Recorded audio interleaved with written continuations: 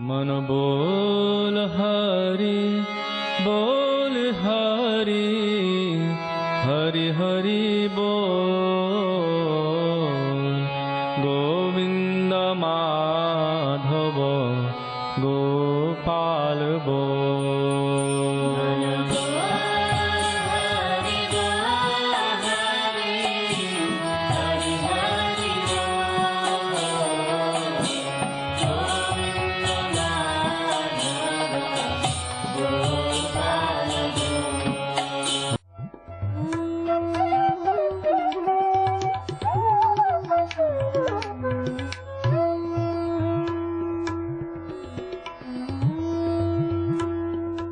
ओम विष्णुपाद अष्टोत्तर शत श्री श्रीमद् भक्ति वेदांत नारायण गोस्वामी महाराज जी का शुभ आविर्भाव सन 1921 में बिहार के बक्सर जिले में मौनी अमावस्या के दिन अर्धरात्रि में हुआ था।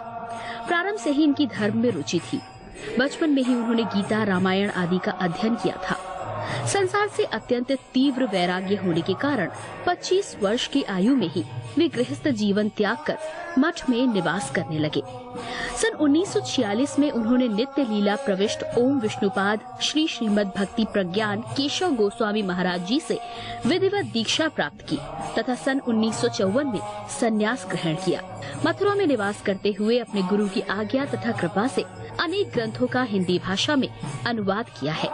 इनके प्रमुख ग्रंथ हैं श्रीमद् भगवद गीता, गीत गोविंद, जैव धर्म, वेणु गीत, भजन रहस्य, ब्रजमंडल परिक्रमा, श्री श्री वृहद भागवतामृतम। इन सभी ग्रंथों का English, Spanish, Dutch, French, German, Russian, Italian, Portuguese, Chinese आदि विश्व की अनेक भाषाओं में अनुवाद हो रहा है। लगभग पिछले 60 वर्षों से श्रील भक्ति वेदांत नारायण गोस्वामी जी महाराज ने भारत एवं विश्व के सभी प्रमुख देशों में शुद्ध भक्ति का प्रचार किया, अर्थात भक्ति योग की शिक्षा प्रदान की।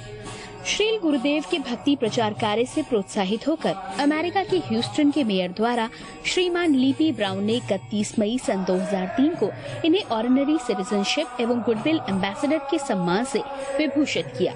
सन 2003 में ध्वजाचार्य पीठ तथा विश्व धर्म संसद ने श्रील गुरुदेव को कृष्ण भक्ति, विश्व भर में सनातन धर्म के प्रचार प्रसार तथा ब्रजमंडल के संरक्षण एवं पुनरुद्धार हेतु अनेक अथक प्रयासों के लिए योगाचार्य की उपाधि से सम्मानित किया। इस प्रकार संपूर्ण विश्व में प्रेम धर्म का प्रचार प्रसार करते हुए श्रील भक्ति वेदांत नारायण गोस्वामी जी महाराज ने 29 दिसंबर 2010 को श्री जगन्नाथपुरी में अपनी भौम लीला को संवरण किया। वे अपनी दिव्य शिक्षाओं में और अपने निष्कपट आश्रित जनों के हृदय में सर्वदा विराजमान हैं। सबसे पहले मैं अपने गुरुदेव नित्य लीला प्रविष्ट ओम विष्णुपाद अष्टोत्तर शत परिवर्जकाचार्य श्री श्रीमद् भक्ति वेदांत नारायण गोस्वामी महाराज जी के चरणों में प्रणाम करता हूँ। नित्य लीला प्रविष्ट ओम विष्णुपाद अष्टोत्तर शत परिवर्जकाचार्य श्री श्रीमद् भक्ति वेदांत स्वामी श्रील प्रभुपाद के चरणों में प्रणाम करता हूँ। अपने परम गुरुदेव नित्य लीला प्रविष्ट ओम विष्णुपाद अष्टोत्तर शत परिवर्जकाचार्य श्री श्रीमद् भक्ति प्रज्ञान केशव गोस्वामी महाराज जी के चरणों में प्रणाम करता हूं। आप सब भक्तों का, श्रोताओं का, दर्शकों का इस प्रोग्राम में स्वागत है। हम रूप गोस्वामी का एक ग्रंथ उपदेशामृत ले रहे हैं।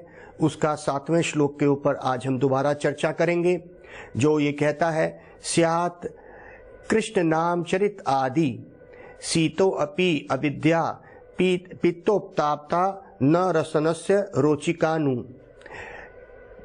पित्तोपताप्त, पित्त मतलब जॉन्डिस का रोग, उताप्त मतलब जब जॉन्डिस का रोग हो गया। रसनस्य, रसना मतलब जीभ जो रस लेती है। रसनस्य न रोचिका, रोचिका मतलब स्वाद।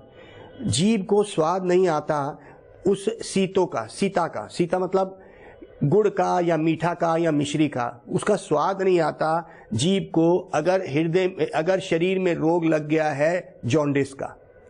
उसी तरह से कृष्ण के नाम और लीला कथा में स्वाद नहीं आता, रुचि नहीं होती। क्यों? क्योंकि अविद्या रूपी जॉन्डिस हमारे को एक इग्नोरेंस, इस माया का हमें रोग हो गया है। हम इस माया में, भगवान की त्रिगुणी माया में हम भूल गए हैं कि हमारे भगवान का नाम कितना स्वाद है। इसीलिए अब हम आपको ये बताएंगे कि ये जो कृष्ण का जो नाम है कितना स्वादिष्ट है। उन नाम से ही रूप, गुण, लीला, परिकर, धाम, ये 6 की 6 चीजें हमारे हृदय में आएंगी। ये सब बंधी हुई हैं। जब हम शुद्ध नाम लेंगे बिना अपराधों का तो हमारे को ये सब चीजें आएंगी, लेकिन अनुगत्य, फॉलोइंग हमारी गुरुदेव होने चाहिए ऐसे जो वहां तक प्रवेश करवा सकें। तो कहते हैं स्यात् कृष्ण नाम। हमारे एक भक्त हुए हैं हमारी परंपरा में लगभग आज से 500 साल पहले, जिनका जन्म मुस्लिम परिवार में हुआ। उनका नाम है हरिदास ठाकुर और स्वयं चैतन्य महाप्रभु ने उनको उपाधि दी नामाचार्य। नाम के आचार्य रहे वो, नामाचार्य हरिदास ठाकुर। ये उनकी, क्योंकि वो दिन में 3 लाख बार नाम जपते थे, 3 लाख, और 3 लाख नाम जपने के लिए उनको 22 घंटे लग जाते थे। और उसके बाद उसी 2 घंटे में अपने दिन की क्रिया, अपने जितना भी ये शरीर की जो क्रिया है उसको खत्म करना, और उसमें सोना भी था, खाना भी था, और उसमें सब क्रियाएं करते हुए वो 22 घंटे भगवान का नाम लेते थे। भगवान चैतन्य महाप्रभु ने उनको नामाचार्य की उपाधि दी। तो कहते हैं कि जब उनको नामाचार्य की उपाधि दी, सब लोग बड़े हैरान हुए कि ये तो मुस्लिम परिवार का व्यक्ति है, भगवान का इतना नाम लेता है। तो मुस्लिमों ने उनको मारने की कोशिश करी। उस समय के एक चांद काजी थे, जिस कहते हैं लोकल कलेक्टर, और उस समय का राजा था राजा हुसैन शाह। ये जो लोकल कलेक्टर था, इंस्पेक्टर था, पुलिस वाला, सबसे बड़ा मजिस्ट्रेट जिसको बोल सकते हैं, चांद काजी उसका नाम था। उसने पूरी कोशिश कर ली हरिदास ठाकुर को रोकने की, नहीं रोक पाया। वो खुद भी मुस्लिम था, लेकिन वो ये सोच रहा था अगर ये हरिदास ठाकुर को मैं अगर नहीं रोक पाया तो ये तो हमारा बड़ा सत्यानाश हो जाएगा हमारे धर्म का, किसी तरह से इसको रोको। लेकिन हरिदास ठाकुर को वो नहीं रोक पाए। बहुत कोड़े मारे, नदी गंगा में बहा दिया, लेकिन वो नाम लेना नहीं रुके। तो जब वो गंगा पे उनको मार दिया, फिर भी वो जिंदा रहे और गंगा के उस पार आ गए। तो वहां पे गांव वालों ने उनकी महिमा तो सुनी हुई थी कि ये हरिदास ठाकुर, इतनी महिमा है उनकी, कितना उनको मुश्किलें दी स्वयं उन मुसलमानों ने, फिर भी ये मुस्लिम परिवार में होते हुए भगवान का इतना नाम ले रहे हैं। तो कहते हैं कि वहां पे एक सभा हुई जिसमें हरिदास ठाकुर भी थे, बाकी बड़े बड़े ब्राह्मण भी थे। तो अब ब्राह्मणों का तो ये आध्यात्मिक जीवन तो उनका खून में है ही। तो सब ब्राह्मणों ने गांव में मिलके पूछा हरिदास ठाकुर को, वैसे तो सारे लोग थे, गांव वालों ने मिलके हरिदास से पूछा, हरिदास ये नाम में ऐसी क्या स्वाद है? तो हरिदास ठाकुर ने बोला कि मैं तो मलेच परिवार का हूं, अर्थात नीचे परिवार का हूं, नीची जाति का हूं, मैं क्या बताऊं नाम की महिमा। लेकिन फिर ब्राह्मणों से पूछा गया तो ब्राह्मणों ने कहा देखो नाम की महिमा क्या है। केहा बोले नाम होइते होए पाप क्षय, केहा बोले नाम होइते जीवे रे मोक्ष पाए। हरिदास कही ना मेरा एई दुई फल नाए, ना मेरा फले कृष्ण पद प्रेम उपजाए। क्या बोला ब्राह्मणों ने? कहते नाम का फल ये है कि पाप क्षय, पाप खत्म हो जाते हैं। एक व्यक्ति के पाप खत्म हो जाते हैं जो नाम लेता है। फिर एक व्यक्ति ने बोला जीव रे मोक्ष पाए। जीव जो है ये जो व्यक्ति है जो नाम ले रहा है, ये इसको मोक्ष की प्राप्ति होती है, अर्थात मुक्ति हो जाती है उसकी। इस संसार का आवागमन का चक्कर खत्म हो जाता है और उसको और दुख नहीं आते हैं। तो हरिदास कहेन, हरिदास जो ठाकुर हरिदास नामाचार्य हरिदास ठाकुर है, इन्होंने क्या कहा? हरिदास कहे ना मेरा ए दुई फल नाए। ये चैतन्य चरितामृत का वर्णन कर रहा हूं मैं, कुछ प्यार ऐसे बोल रहा हूं, ये बंगला के प्यार हैं। चैतन्य चरितामृत एक बहुत अच्छा सुंदर ग्रंथ है जो कृष्णदास कविराज महाराज ने लिखा है और हमारे स्वामी प्रभुपाद कहते हैं कि सच में ही अगर कोई भक्ति में प्रवेश करना चाहता है और सच में ही वो अपने जीवन को बदलना चाहता है तो वो चैतन्य चरितामृत का अध्ययन करेगा। और अध्ययन भी ऐसा, स्वामी जी लिखते हैं, कहते हैं कि अगर सच में ही वो महाप्रभु की कृपा प्राप्त है तो वो इस भाषा में ही उस चैतन्य चरितामृत को पढ़ेगा, अर्थात वो बंगला सीख लेगा। हमें सपने में भी नहीं आ पता था, लेकिन उनकी कृपा हुई तो हमने उसको पढ़ा। तो कहते हैं हरिदास कहे ना, हरिदास कह रहे हैं कि ये तो थोड़े छोटे फल हैं, मुक्ति होना या पाप से मुक्त हो जाना। कहते ये फल नहीं है भगवान के नाम का। भगवान के नाम का फल क्या है? तो उन्होंने कहा भक्ति स्त्यायी स्थिरी तीरा भगवान यदि सीयत देवे नाना फलाती दिव्य किशोर मूर्ति मुक्ति स्वयं मुकुलतांजलि सेवते अस्मान धर्मार्थ कामया सामया प्रतीक्षा। कहते हैं कि जो व्यक्ति भक्ति करता है, ये हमारे भिलवा मंगल ठाकुर लिख रहे हैं कृष्ण करणामृत में, भक्ति स्थायी स्थिर तीरा, जो व्यक्ति भक्ति करता है अर्थात भगवान का नाम लेता है, स्थिर तीरा स्थिर रूप में भगवान की भक्ति करता है, भगवान यदि सियत, यदि वो भगवान की स्थिर रूप में कोई भी जैसी भी स्थिति हो जाए वो भगवान के नाम को नहीं छोड़ता है, चाहे मुश्किल परिस्थिति आए चाहे जैसी भी आए वो भगवान के नाम को नहीं छोड़ता। तो कहते हैं कि भक्ति स्थायी स्थिर तीरा, स्थिर रूप में अगर वो भगवान का नाम लेता है, दिव्य किशोर मूर्ति, भगवान के नाम से देखो यहाँ पे क्या बोला, किशोर मूर्ति, एक रूप भगवान का उसके सामने आ जाएगा, स्वयं भगवान उसके सामने आ जाएंगे। नाम का ये फल हुआ। अच्छा भाई, अब भगवान सामने आ गए तो क्या करोगे? हम आपसे पूछते हैं भगवान सामने आ गए तो आपकी तो लिस्ट तैयार है। आप कहोगे अरे भाई मेरे बेटे की शादी हो जाए, उसको अच्छी नौकरी मिल जाए, मेरी बेटी की शादी हो जाए, उसको अच्छा घर मिल जाए, लिस्ट तैयार है हमारी। तो उसके बाद आत्मा के लिए हमने क्या मांगा? हमने भगवान से क्या संबंध रखा? क्या भगवान हमारा सिर्फ ऑर्डर सप्लायर है, एक बैरा है कि ये चीजें हैं, हे प्रभु हमें दे दे जल्दी? भगवान सामने आ भी गए तो क्या हुआ? दिव्य किशोर मूर्ति मुक्ति स्वयं। कहते हैं भगवान अगर सामने आ गए, जो भक्त के सामने भगवान आ जाते हैं, ऐसी हमारे पास हजारों कथाएं हैं जब भगवान सामने आ गए। और कहते हैं भगवान सामने तो आ गए तो क्या होता है? मुक्ति देवी, स्वयं धर्म देव और स्वयं लक्ष्मी जी सामने खड़ी होती है उसके दरवाजे पे। मुक्ति स्वयं आ जाती मुक्ति देवी और मुकुलतांजलि, मुकुल बनकर अपनी झोली फैला के उस भक्त के आगे खड़ी है कि हे प्रभु, हे भक्त, मेरी मुक्ति कब होगी, मेरा क्या होगा, ये बताओ, आपको क्या चाहिए? स्वयं मुक्ति जो देवी है वो मुक्ति देने को तैयार होती है। किसको? भक्त को। लेकिन भक्त को मुक्ति भी नहीं चाहिए, भक्त को मुक्ति भी नहीं चाहिए। हमारे शिक्षाष्टक में चैतन्य महाप्रभु के ये दिए हुए 8 श्लोक, उसमें जो चौथा श्लोक है वो कहते हैं न धनम, हे प्रभु मुझे धन नहीं चाहिए, न जन्म, मुझे इस संसार के जन्म मृत्यु से बंधन से मुक्ति भी नहीं चाहिए, न सुंदरिम, इस संसार की कोई सुंदर स्त्री का भी मुझे कोई लालच नहीं है, लोभ नहीं है, ना मुझे चाहिए। सुंदरीम व जगदीश कमाए, और इस संसार का बड़ा नामी हो जाऊं ये भी नहीं चाहिए। तो भक्त को कुछ भी नहीं चाहिए। मम जन्मनी जन्मनीश्वरे, मेरे को जन्म के बाद जन्म, जन्मनीश्वरे भवताद भक्तिर अहेतुकित्वाय, हे प्रभु अपनी भक्ति दियो और अहेतुकी मतलब बिना किसी कारण के मैं तेरा नाम लेते रहूं। जैसे गोपियों ने लिया, गोपियों को क्या लालच है? वो अपने घर को छोड़ आई और कृष्ण के पास भाग के आ गई। कृष्ण ने बोला अरे तुम अपना घर छोड़ के आ गई, सास ससुर रोक रहे थे, अब क्या करोगे? तो गोपियों ने कहा हमें सिर्फ तुम चाहिए, तुम्हारे दर्शन चाहिए और हमें कुछ नहीं चाहिए, हम पीछे कभी नहीं जाएंगी। तो भक्त ऐसा होता है, वो हर स्थिति में भगवान को ही स्मरण करता है। भक्ति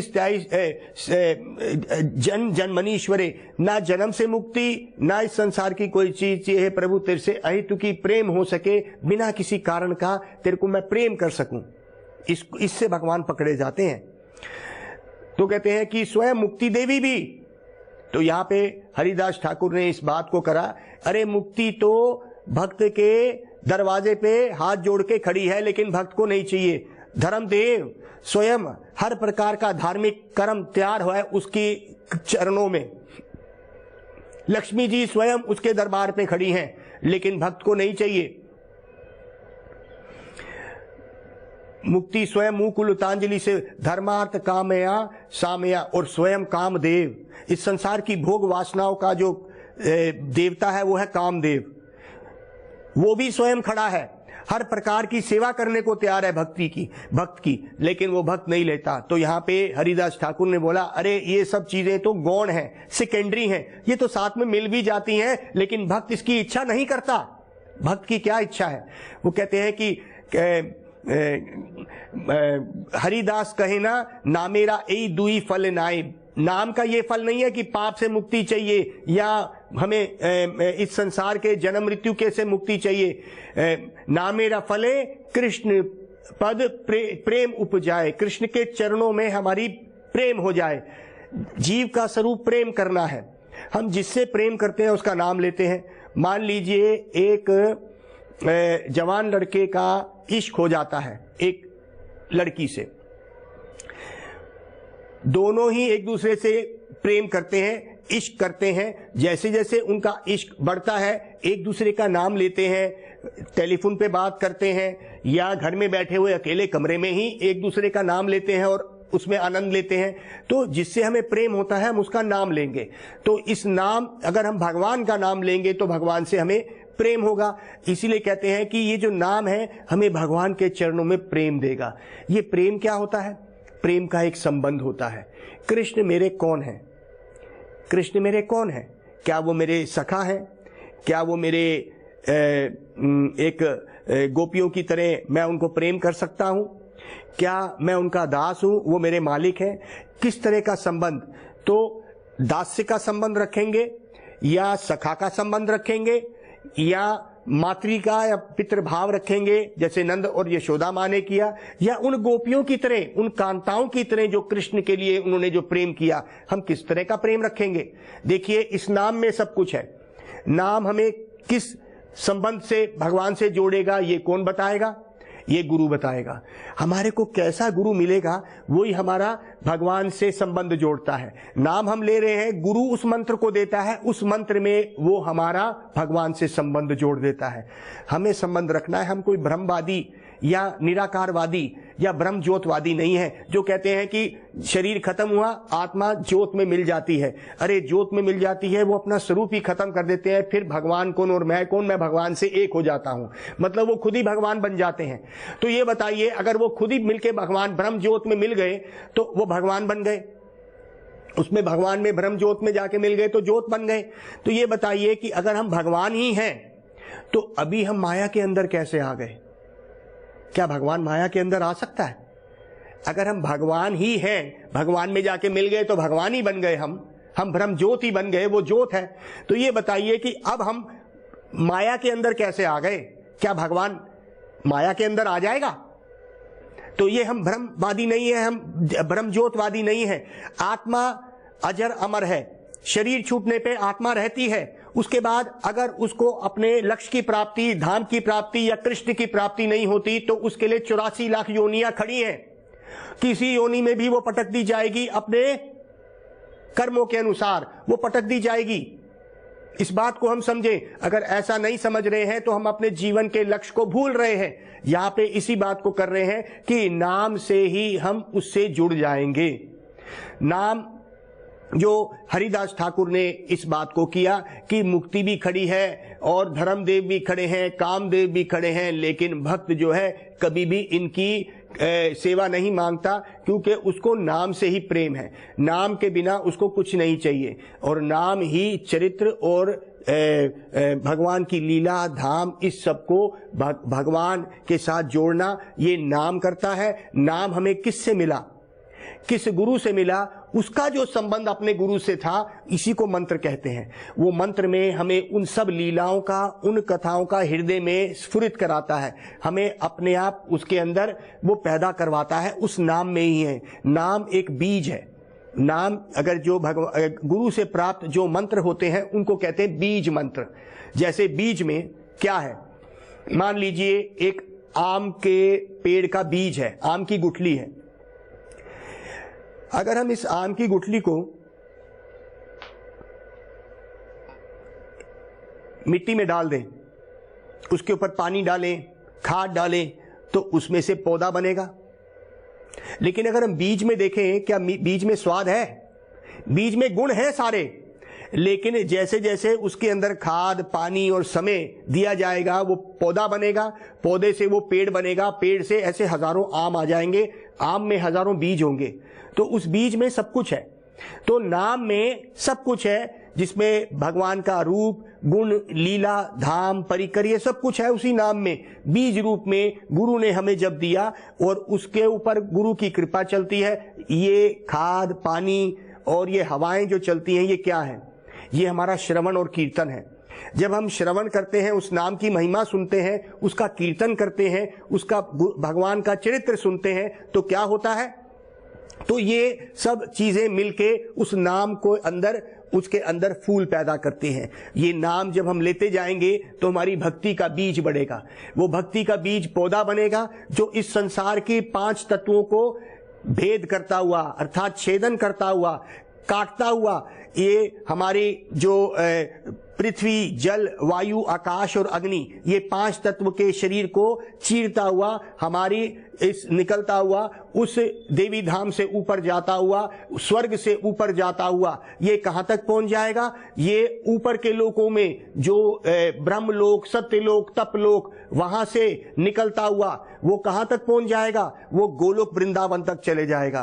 तो हमारा जो नाम है वो हमें कहां तक लेके जा रहा है? वो हमारे को भगवान के धाम तक ले जाएगा। और ये नाम का जो बीज जो हमने बोया था, ये पेड़ रूप बनके कहां पे फल लगेंगे इसके?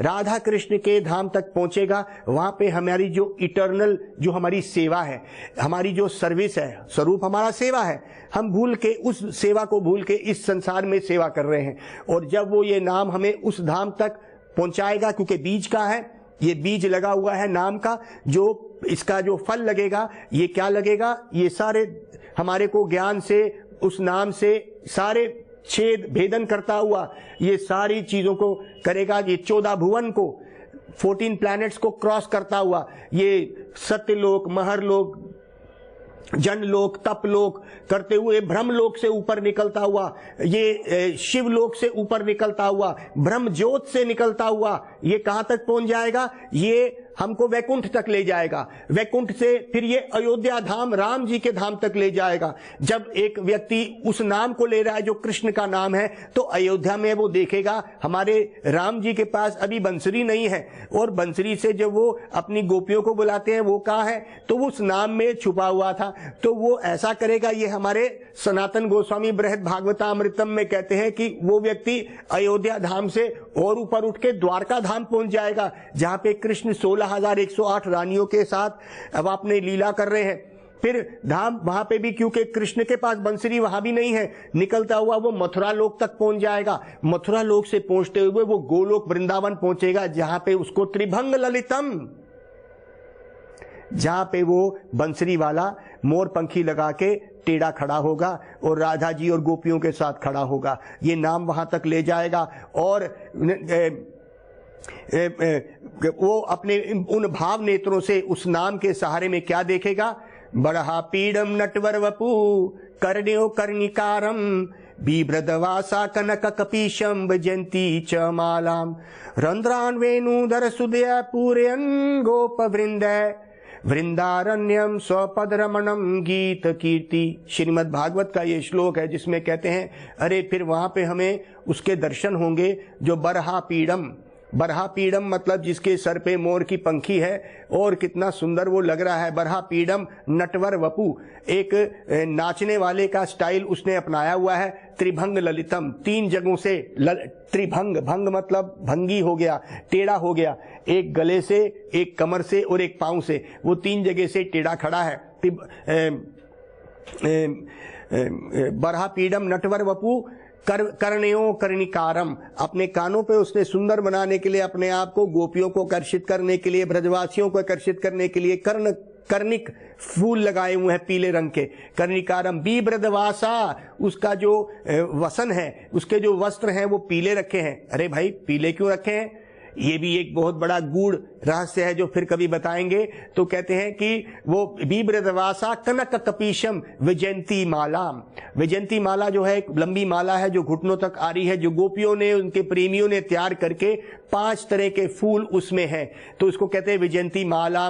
वेणु दर सुदया, वेणु उनके हाथ में वेणु है, अदर सुदया, और वो वेणु बजा रहे हैं और उसकी मिठास से कहते हैं कि वो मिठास उन सब ब्रजवासियों को आकर्षित करती है। तो कहते हैं अरे भाई ये मिठास क्या है? कहते हैं ये बंसरी की आवाज ऐसी मिठास है कि सब सुध बुध घूम जाते हैं। कहते हैं कि जब ये बंसरी चलती है तो और कुछ, अगर जिस व्यक्ति ने इस बंसरी को सुन लिया तो फिर इस संसार की कोई और चीज उसको सुनने में पसंद नहीं आती है। तो कहते हैं ये नाम हमें वहां तक लेके जाएगा, ये नाम इतना कीमती है, किस गुरु से मिलता है ये नाम वहां तक ले जाएगा। अगर आपका गुरु आपको ब्रह्म ज्योत की तरफ लेके जाएगा जिसमें आपको भगवान का रूप नजर नहीं आएगा, आप उस ज्योत में मिल जाएंगे तो अपना अस्तित्व खो देंगे, तो कब आप भगवान की सेवा कर पाएंगे? आत्मा तो कभी मरती नहीं है, वो तो उसका स्वरूप रहता है, वो उसका स्वरूप ज्योत में जाके मिलता नहीं है।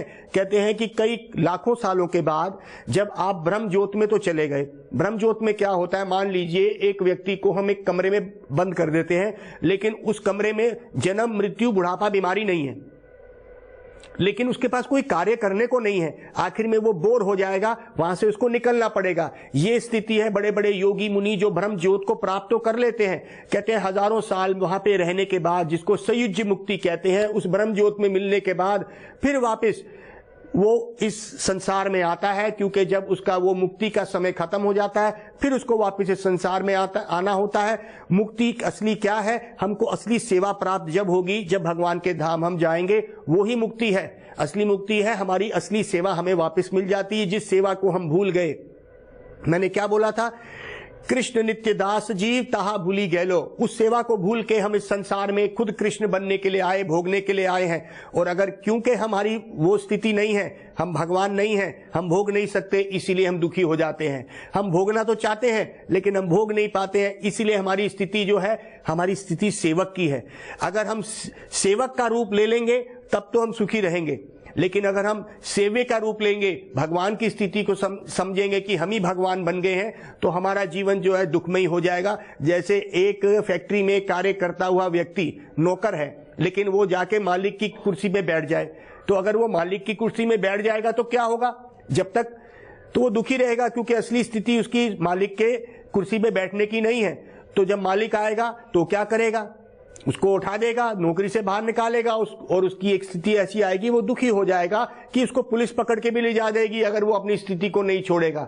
उसी तरह से हमारी स्थिति है, हमारी इसलिए दुखदायी स्थिति है क्योंकि हम भोगी बने बैठे हैं। हम सेवक हैं, और सेवक किसके?